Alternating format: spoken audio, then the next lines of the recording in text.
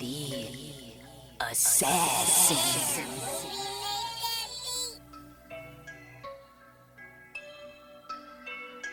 You know I break necks, call me Jack Tate. I have no regrets while your life is fading. I'm a crazy fuck equivalent to Satan. When I'm behind the mic, I feel like the greatest. You know I break necks, call me Jack Tate. I have no regrets while your life is fading. I'm a crazy fuck equivalent to Satan. When I'm behind the mic, I feel like the greatest. What up, y'all? You're listening to Sports Talk with Tropp, and I'm your host, Katie Tropp. Well, we are hitting the midway point of the baseball season. This is the last weekend we have until the All-Star break coming up on Monday. So let's get right into what happened this week in baseball. Beginning on Monday night, as I've mentioned before, I feel like the Braves are the best team in baseball, and they just continue to get better. And the front runner for the MVP right now in the National League is for sure Ronald Acuna Jr., and he just had a spectacular game on Monday night where he ended up becoming the first player in the history of Major League Baseball to have 20 home runs, 40 stolen bases, and 50 RBI before the All-Star break in a 4-2 win over the Cleveland Guardians. So not only do the Braves keep getting better, but their All-Star MVP player, Ronald Acuna Jr., is having a hell of a season. It's kind of getting overshadowed, of course, by Ohtani, because, you know, as I've mentioned before, Ohtani's a unicorn. He's doing something we have yet to see in baseball, so it's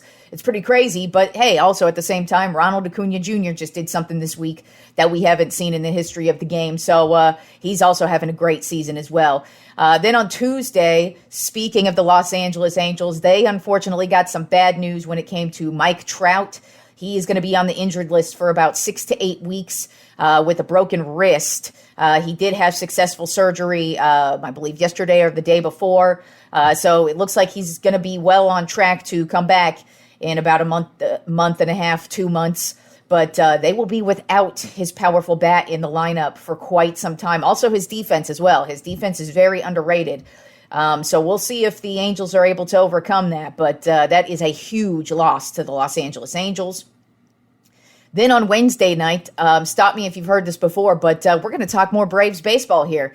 I've basically every time I talk about the Braves, you bring up a new player every time who just steps up and has a big game. Well, guess what? Let's talk about Sean Murphy. Had a huge game on Wednesday night. He went 4 for 5 with 3 runs, 2 RBI, 1 home run, and an 8-1 win over the Cleveland Guardians. And that was also the 23rd straight game that the Atlanta Braves have had at least 1 home run. So offensively, this team is just killing it. And like I said, they keep getting it from different players. Every week it feels like we have another player stepping it up, another player steps it up, and they're so deep. It's going to be really difficult for anybody to stop the Braves. Even if they suffer some injuries, they are so deep and have so many damn players who are so damn good right now that they're going to be really difficult for any team to go up against the rest of the season. And then last night, Francisco Lindor of the New York Mets went 5 for 5 with a home run and 2 triples in a 9-0 win over the Arizona Diamondbacks. They actually ended up sweeping the Diamondbacks this week. So the Mets are right now on a 5-game winning streak, and that's something they really need right now because this team has been reeling. Now, they've been up and down all season, so right now, are they just in an up? And then once we hit the break and they come out of it, are they going to be back in a slump, or what's going to happen here? But they did get a big game from Lindor, and they had a nice solid series against the Arizona Diamondbacks this past week. All right, now moving on to UFC. We have UFC 290 this weekend. The featherweight championship matchup is Alexander Volkanovski, 25-2, who is the current title holder right now. Is going to be going up against Yair Rodriguez with a 16-3 record and 1 no contest for Volkanovski's belt. Volkanovski is an excellent all-around fighter. I mean, the guy, he's great. He's one of the best grapplers in UFC, but standing up, dude, the guy he delivers some blows. And so it's going to be a difficult matchup for Rodriguez, even though Rodriguez he's got a 16-3 record. That's nothing to sleep on. but he's also a good grappler. So I kind of feel like this is going to be a ground and pound type match between the two of them. And I'm going to lead towards Volkanovski just because I feel like he is the better fighter in this matchup. I expect to go to the distance, and I feel like he'll get the decision. But don't sleep on Rodriguez. And honestly, I wouldn't be shocked if Rodriguez is able to sneak it out. But I'm going to go ahead and take Volkanovski in that one. And then there's another good matchup in the middleweight division. We've got Robert Whittaker, who's 25-6, versus Dricus du Plessis, who's 19-2, and du Plessis, he's been an up and comer in the UFC now for the last year or two, and I've seen a couple of his fights, and they are fun to watch. So if you're just looking for a good matchup, him versus Whittaker is just going to be a fun one, no matter who wins. But du Plessis is definitely rising right now in the UFC, and I feel like that's just going to be a good matchup to watch. Now, I do feel like talking some football. We are a couple weeks away from training camps. They begin at the end of the month. So I kind of feel like let's just throw out some random football topics so I can start talking some football here. So this week I decided let's talk about the top 5 teams with the most pressure to win the Super Bowl, beginning with number 1, the Buffalo Bills. I feel like this is a team that actually took a step back last year when they should have taken a step forward. This has been a team that's definitely been a Super Bowl contender the last couple of years. I mean, myself included, a lot of us picked them to at least go to the Super Bowl last year, and they didn't even come close.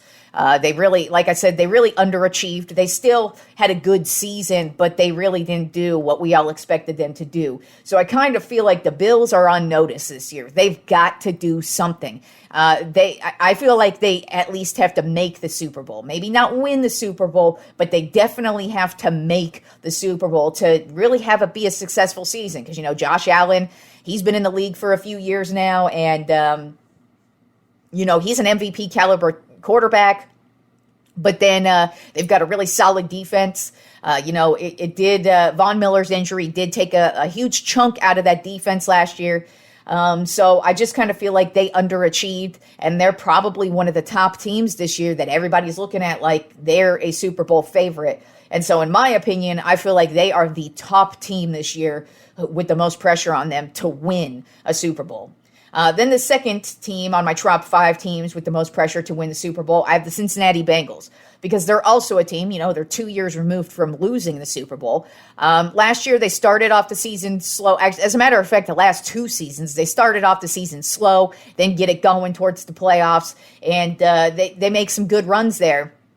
But now I kind of feel like they're a team where you look at them. As a matter of fact, I think I could be wrong about this, but right now I believe they're the second favorite team to actually win the Super Bowl this year. So they do have high expectations on them. They're a solid team. They made good additions in the offseason. So I feel like they have a shit ton of pressure on them to win the Super Bowl as well, just because they're a team on the rise. And since they're 2 years removed from being in the Super Bowl, they are a team that everybody's looking at that could potentially win another one, and I feel like they have a lot of pressure on them to win one this season.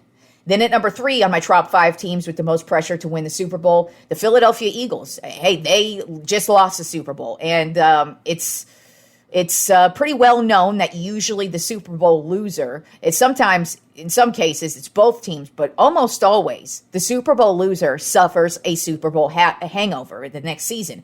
And there are a lot of times, like, hey, last year, the Rams, they were the Super Bowl winner the year before, but man, they completely fell off last year.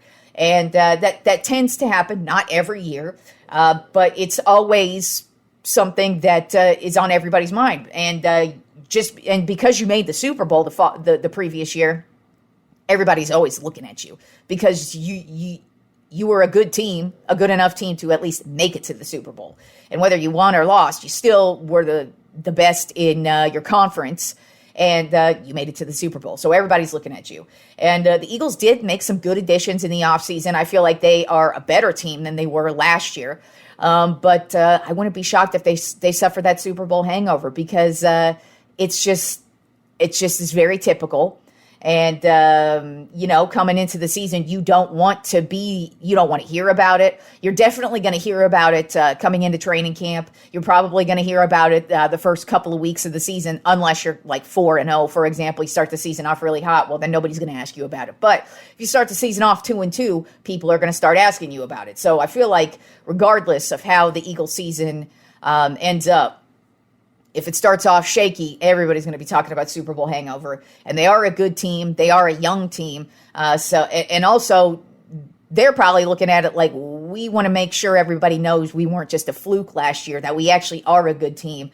And so with that, I feel like the Eagles in the entire NFC are for sure the team with the most pressure on them to win a Super Bowl, especially now that Aaron Rodgers is no longer in the NFC. The NFC is pretty much wide open for any team, in my opinion, because there aren't that many teams with great number one quarterbacks. So it's going to be interesting to see if the Eagles are able to maintain their dominance or if they just fall off. Then at number 4 on my top 5 teams with the most pressure to win the Super Bowl, I have the Baltimore Ravens. They just signed Lamar Jackson to a huge contract in the offseason. I mean, we all expected them to do that. You kind of have to. If you find yourself a good quarterback, and if they're good, I mean, Lamar Jackson is an MVP winner, so that says it all. But hasn't had a shit ton of playoff success yet.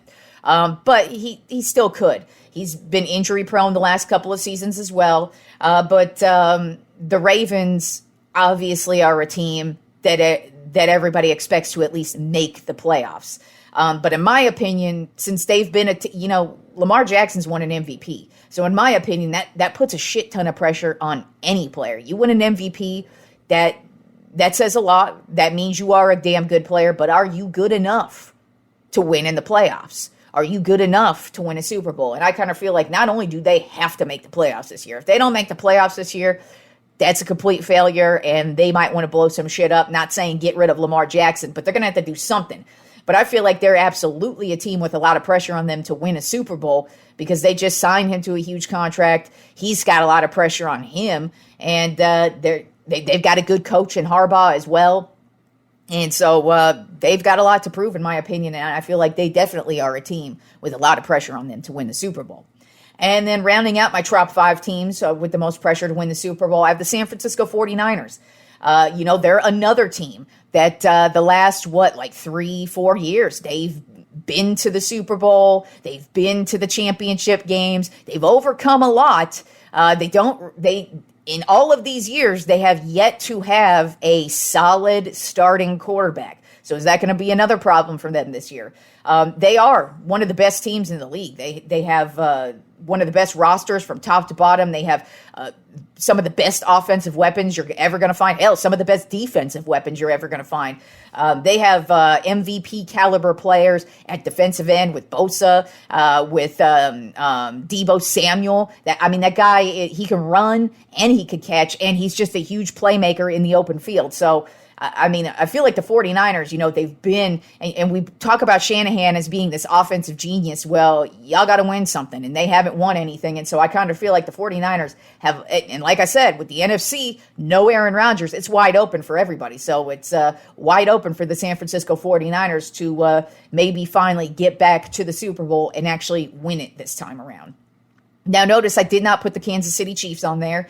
And the reason why is because we know what they are at this point. They've been to 3 Super Bowls. They've won 2 of them and lost 1. Mahomes has been an MVP. Travis Kelce has been the best tight end in the league.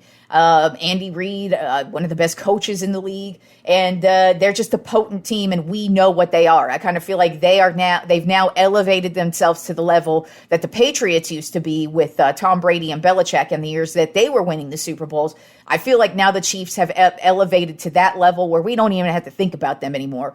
Not only do we expect them to at least be a Super Bowl contender, but that's what they expect of themselves. So I didn't put them on here because I don't feel like there's any new pressure on them as opposed to these other teams, because it's like if the Chiefs don't win the Super Bowl this year, it's not like any of us are going to be like, oh, geez, the Chiefs have problems. Nah, they're good. As long as they've got Patrick Mahomes, as long as they've got Andy Reid, that team is going to be in the mix every single year. So I did not put them in my top 5 for this because I don't feel like there's any new pressure on them. I feel like they put the pressure on themselves. And like I said, even if they don't win a Super Bowl, it's not like any of us are going to be like, oh, geez, this team, watch out for them. They're going to fall off any day now. No, that's not how I feel about them at all. All right, now let's get to this week's Trop 5 list.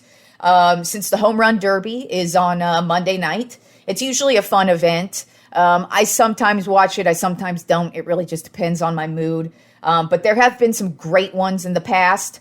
And I don't really like the format they've changed it to. I can't remember how long ago they changed it to this. I think it was like 2 years ago, maybe 3 years ago, maybe more. But they turned it into like a bracket type tournament. And so, I mean, there's one Home Run Derby performance on my list this week that they should have easily won. But unfortunately, they didn't win because of the way this bracket works out. And I feel like if you're playing in the Home Run Derby, it should always go to who has the most home runs, or at least just has the best, I just don't like the bracket form. So that's kind of been a turnoff for me, even though, I may still watch it on Monday. Who knows? But even so, today's list is going to be the Trop 5 Home Run Derby performances. And there's a couple guys on here who did not win the Home Run Derby, but their performance was so great that I had to talk about it. But the top 3, they all won Home Run Derbies, because I feel like if you have a great performance, you should have won it. But the 5th and the 4th players, they did so amazing, they had to be brought up. So let's start it off with number 5, and that would be Josh Hamilton of the Texas Rangers back in 2008. This guy, at the time, he had been drafted by the Tampa Bay Rays. He was one of the top picks. He had a lot of high expectations on him. And then he got addicted to drugs and basically lost his job with the Tampa Bay Rays. The Texas Rangers took a chance on him in the minor leagues. And then he worked his way up. He got clean. And so this was a big year for his story because he was having a phenomenal year. And if you don't know, by the way, Josh Hamilton has actually fallen off the wagon, and he's a complete and utter fucking scumbag. Now he's I believe, I could be wrong on what he was arrested for, but I'm pretty sure he was arrested for some type of child abuse or some shit. And he's back, doing drugs and drinking or whatever. So, guy's back to being a scumbag. But back in 2008, he had a pretty nice story. But that's why I think stories are stupid. I pretty much hate nice stories because that's the reason why. Because usually you are what you are. And turns out Josh Hamilton started out a scumbag and has ended up a scumbag. So cute little happy feel-good stories are usually bullshit in the end. But I digress. He still had an amazing performance in the Home Run Derby back in 2008. And so, like I said, this was a big year for him. Everybody was talking about him just making this big comeback, and he did. He had a great. He didn't come up with the Rangers. He came up with the Reds. The Cincinnati Reds took a chance on him, and then the Reds traded him to the Rangers. That's right.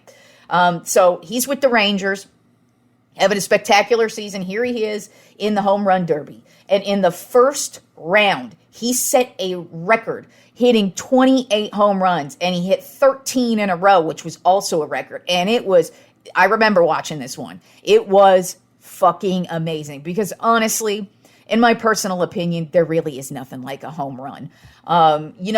Since I'm a girl, I've never been able to be impressive with sports, meaning I'd love to throw a football like 70 yards. I can't do that. I'm a girl. I'd love to fucking slam dunk a ball. That sounds like so much fun. Can't do that. I'm 5'2" and a girl. And I would love nothing more than to just crank and yank a motherfucking home run out the ballpark. And I mean a huge one, not some bullshit little softball home run. I mean, I want to look like Aaron Judge, Mike Trout, Shohei Ohtani. I want to crank and yank that shit out of there. If I could do any one of those three things, throw a football 70 yards, slam dunk, or crank and yank a home run all day, every day. There is nothing more impressive than hitting a home run, because it is. The most difficult thing in all of sports is to hit a baseball.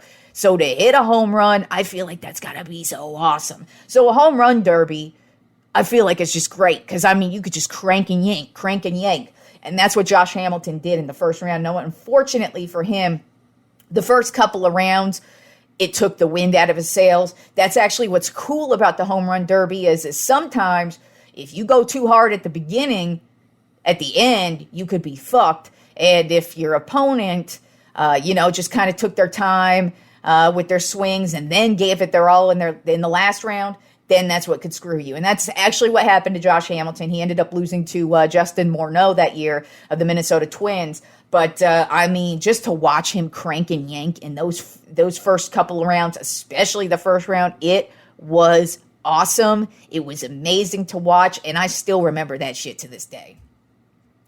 Then at number 4 on my Trop 5 home run derby performances, Vladimir Guerrero Jr. of the Toronto Blue Jays back in 2019. This guy went off, and unfortunately, he didn't win. But this is who I was talking about, who had more home runs than everybody that night. He had the most amazing performance. But unfortunately, he lost to Pete Alonso of the New York Mets. It's just because the way the matchups went, Alonso ended up winning. And I'm not trying to take away anything from Alonso, but that's why I hate that, because Vlad had a night. Now, they both had a hell of a night, but Vlad went off. He actually ended up breaking Josh Hamilton's record. He had 29 home runs in the first round, 40 home runs in the second round, which is a record, and 22 in the third. So he ended up with a total of 91 home runs that night, which is also a record in Major League Baseball. So he owns the record for the single round in the second round with 40, and he also owns the home run derby record for most home runs total with 91. That's why I hate the bracket setup, because obviously he should have won, but he didn't. And Alonso did, but man, I remember watching him just crank him out. Him and Alonso, they did have a nice battle in the end, but man, Vlad, that was just excellent. And, it just was one of the craziest home run derby moments you will ever see. And I mean, he's still knocking him out of the park. Then at number 3 on my Trop 5 home run derby performances, Bobby Abreu of the Philadelphia Phillies back in 2005. Now, Abreu was never known for being a home run guy. Usually in the home run derby, they add somebody odd in there. Either because they're a hometown guy, because usually wherever the All-Star game's at, they always want to try and promote the hometown, most notably the hometown team. And so usually wherever they're at, they'll get a guy, even if it's not the biggest guy. But Abreu was one of those guys who was just happened to be there. Nobody expected him to win. Well, not only did he win, but in one round, he had, I'm sorry, not in one round, total that night, he actually had 41 home runs. Nobody expected that. He got the win. Obviously, Vlad Guerrero murdered that number. But Bobby Abreu it was a huge surprise, and he actually just dominated this night. And it was just the weirdest thing ever, because nobody expected Bobby Abreu to do it. And not only did he win, but it actually is one of the most memorable home run derby performances. When I was doing research on this, everybody had him in their top 5, just because it was so shocking, surprising, and awesome at the same time. Then at number 2 on my Trop 5 home run derby performances, Bryce Harper, when he was with the Washington Nationals back in 2018. What was so fucking awesome about this one? First of all, we didn't even know if Harper was going to be in the home run derby. It was the first time he'd ever done it. but he might not have, and he did. He ended up doing it, and thank God he did, because he gave one of the greatest performances ever. He trailed Kyle Schwarber by 9 home runs with 50 seconds left to go. At the buzzer, he hits the last and final home run and wins the home run derby. It is just so crazy to see not only him hit that many home runs in that little bit of time. I mean, down 9 home runs with 50 seconds, that's not a lot of time, but damn, he cranked them and yanked them and got that win. And at the buzzer, too. It was crazy. And it's a moment because I did watch that one, and it's a moment I'll never forget. Now, number 1 on my Trop 5 home run derby performances. It's actually not one performance, but it is the king of the home run derby, and that would be Ken Griffey Jr. If you don't know, if you haven't been listening to the show, you gotta know, I love me some Ken Griffey Jr. I think most of us baseball fans love us some Ken Griffey Jr. Because one of the great things about him, he had one of the most beautiful swings. He was just such a fun 5-tool player, but also he played in the steroid era, and he was not dirty. He never had a failed drug test. There wasn't even a whisper that this dude was doing roids. Also, he wasn't like that big either. I mean, he was built like a champ, and obviously you gotta have some power to hit those home runs out of the park. But Ken Griffey Jr. was pure baseball, and he owned the home run derby. He's been to 8 home run derbies. He's won 3 of them. He won them in 94, 98, and 99, all as a Seattle Mariner. He also was the runner-up in 92, 93, and 2000. So this guy just owns it. But I mean, watching Ken Griffey Jr. in all of them, he's hit buildings. That's how far he's cranked them out the park. And he makes hitting a home run look so goddamn easy. Even though, like I said, it is one of the most difficult things to ever do. But he just walks up, hat on backwards, looking all cool ass, like, yo, I'm Ken Griffey Jr. Boom, out the park. Boom, hit a building. Boom, boom, boom. Ken Griffey Jr., one of the greatest of all time, and really enjoyed his career, and he for sure has to be number 1 on the home run derby list. And at first I was going to pick 1, but I'm like, come on, man, it's Ken Griffey Jr. He dominated everything he did with this shit, and so I put him at number 1, got to talk about each and every one of them, and even the one, I think it was the 98 season, he almost didn't do it, but he did, and he eked out a nice win in that one. So Ken Griffey Jr., number 1 on my Trop 5 home run derby performances. And speaking of the home run derby, on Monday night this year, the matchups are going to be Chicago White Sox Luis Robert Jr. versus Baltimore Orioles Adley Rutschman. Then we have New York Mets Pete Alonso going for his 3rd win. So he would tie Ken Griffey Jr. for the most wins if he ends up winning versus Seattle Mariners Julio Rodriguez. And since the All-Star game is in Seattle, he is that Seattle representative. Then we have Los Angeles Dodgers Mookie Betts versus Toronto Blue Jays Vladimir Guerrero Jr. So he may be able, really, look out for Vlad. And then last but not least, we have Texas Rangers Adolis Garcia versus Tampa Bay Rays Randy Arozarena. Now, who do I think is going to win this whole thing? I'm picking Randy Arozarena to win it all. Pete Alonso, great hitter, but I just kind of feel like winning 3, it's really difficult to do. And then you also have Vlad Guerrero Jr., who is another guy who I feel like could easily win this. But for some reason, Arozarena has been having a fantastic season.